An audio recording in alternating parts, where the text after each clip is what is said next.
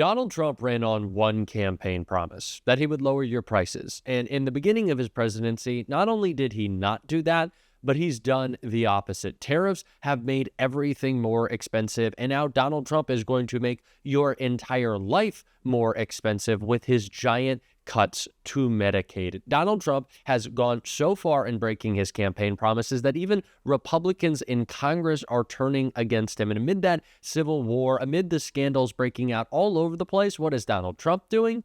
He's posting about golf and attacking famous rock stars in doing so. It is just a complete disaster what Donald Trump is doing right now. We're going to get into it all and how it's backfiring. But before we do, if I could quickly ask you to leave a like on this video, and if you haven't already and you enjoy our channel, to hit that subscribe button. It goes a long way, and it really does mean a lot to me. Now, before we can get into the incredibly weird video Donald Trump just shared that is backfiring in a really bad way, of course it's about golf, and a bit of a golf scandal just got brought up that I think is important context. Red districts suffer from natural disasters certainly as much or more as blue districts. And I can assure you, to my Republican colleagues, that when your district gets a flood or a tornado or a hurricane, you are going to be coming to FEMA begging for money. And I don't want to hear a single word from any of my Republican colleagues about where is FEMA when they need emergency management support. Because you are voting for a bill that includes nothing for money that you will need, and you will need it. You are being short-sighted. But do not worry, there is money for FEMA. There is money for FEMA, $300 billion. You know what that's for? For Donald Trump to play golf. $300 million to reimburse local law enforcement for presidential protection related to activities by the president. $300 million. Donald Trump has played golf 24 out of his first 99 days. That is a quarter of the days. So you are funding a bill that does not give any money for natural disasters, that does not repay towns, cities, states for the tremendous amount of money that they have paid out for our immigration system to operate. Nope. And that's red districts too.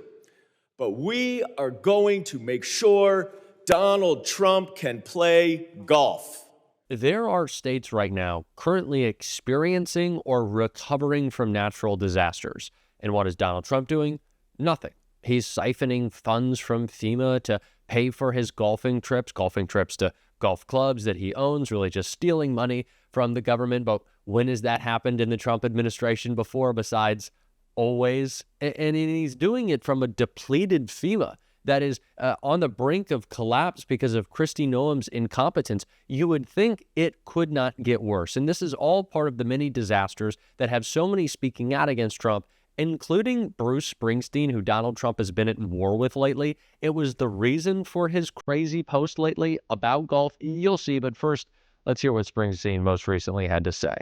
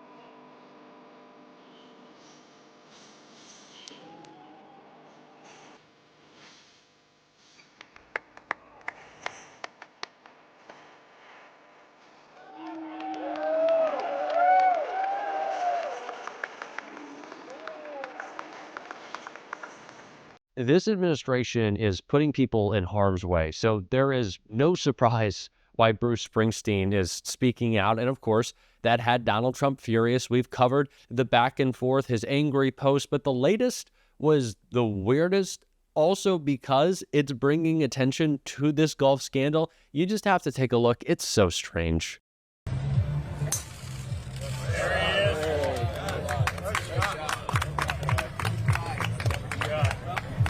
So Trump, who I know he says he always wins his club championships, but let's be real. But we've seen the guy. You know that video of Trump like shanking his chip shot way far right. You know, he can never putt. He can never putt well. Like he's always like picking the ball up before it goes in, according to reports of him on the course. The videos of him actually putting that we've seen, terrible, embarrassing. And really, he's going to hit Bruce Springsteen. But this is what he's focused on right now. This is what he's focused on. He can't get his agenda through Congress. This has been the least productive Congress in history, with one major party holding the presidency, the House, and the Senate, yet they can't get anything done because their agenda, which they said they had a sweeping mandate for, is terrible. Well, what is this administration besides promises made, promises immediately broken? That's what it is. And people are in real harm's way, especially in red states, not just because of the cuts to Medicaid, but because hurricane season is coming. There are natural disasters all over the place that FEMA is unequipped to deal with, and Jared Moskowitz was calling that out right here. Oh, Chris, you're being kind. You're pretending like there's a plan here. Look, there is, always a push-pull, I think, in the staff and the administration between the sane and the insane. And I think the sane people in the administration know that you got to keep FEMA. It needs reform. Look, the president's correct that FEMA needs to be reformed. The emergency management industry has been saying that for a long time. One of those reforms is to get it out of Homeland, which is too bureaucratic. It's too big. It's using FEMA to do all sorts of grants on immigration that they shouldn't be doing. And FEMA's lost its focus on response and recovery. It's why FEMA has gotten slower. And so people have known FEMA needs reform. But then you have these folks, that are in the administration that, want to talk about eliminating FEMA. Let me be clear. If you eliminate FEMA, red states are in very big trouble. Louisiana, Mississippi, Alabama go bankrupt if a Category 4 storm comes in from the Gulf of America into there. Those states are done. And so, look, right now, I think the administration started with heavy talk about getting rid of FEMA. Today, they had the FEMA Council, which I support. The president put that together to reform FEMA. And actually, they talked at that council today for the first time about those reforms rather than elimination. Okay, but even if they're talking about that, like at the agency level, it doesn't seem like things are working. Like you've got the acting head got kicked out, and you've got the replacement now. This is David Richardson. He warned staff in a meeting to try not to impede upcoming changes, saying, I will run right over you, while also suggesting policy changes that would push more responsibilities to the states. I'm not sure if this is the right guy for the job, but whether he is or not, you've got, it seems, huge holes here where you've got no emergency disaster declarations and no real personnel on the ground in these places that have just had emergencies. Yeah, and that's by design, right? They realize that they have the Stafford Act, which is in statute. So what they're doing is they're not issuing declarations so that the Stafford Act doesn't get triggered. Look, even Governor Huckabee of Arkansas, who worked for the president, had problems for weeks on getting that declaration. So that's by design. Look, the new interim administrator who they picked, doesn't have any FEMA experience. He does have experience in weapons of mass destruction, which is interesting because Kristi Noem has dropped the bomb on the agency. And so, what I would say is that this was an agency that needed help and needed reform. And instead what they did is they got rid of 30% of the people who worked there, some of the most senior people who knew what they were doing. And they've turned FEMA into Newark Airport. And I will tell you, we are going to see FEMA not respond if we have a big disaster. If they get lucky and we don't have a big hurricane, or we don't have something like an earthquake, which hasn't happened since the 90s in California, if we don't have something big, they may get lucky. But if we get a Category 3 or stronger storm, along the Atlantic or in the Gulf, I'm telling you right now, you're going to see a Michael Brown situation. Well, I want to play you. This Josh Hawley, Senator of Missouri, his sound today, basically pleading with Noem on this was pretty striking. Take a listen. The state has pending 3 requests for major disaster declarations from earlier storms. We've lost over a dozen people. Well, actually, if you count the folks we lost just on Friday, we've lost almost 20 people now in major storms just in the last 2 months in Missouri. It's been a terrible spring for us. Here again, can I ask for your help? Will you commit to helping for those 3 major disaster declaration requests that are pending? Will you help expedite those, Secretary Noem, and get those in front of the president, get those approved? We are desperate for the assistance in Missouri. Yes, absolutely. And what I'm hearing from you is she may say yes, but they don't want to.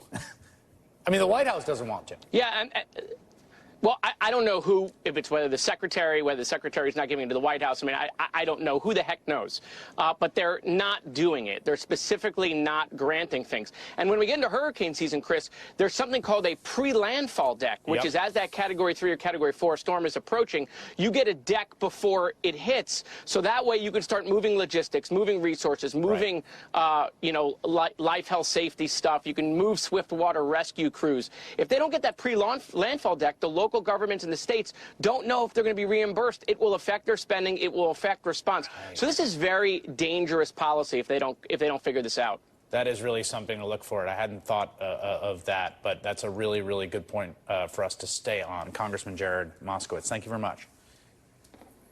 Thanks, Chris. Donald Trump's administration is putting people in real harm because they just don't seem to care, I guess, is the bottom line. You could say it's because they're incompetent. Sure, that's part of it. It's usually either the evil or it's the incompetence.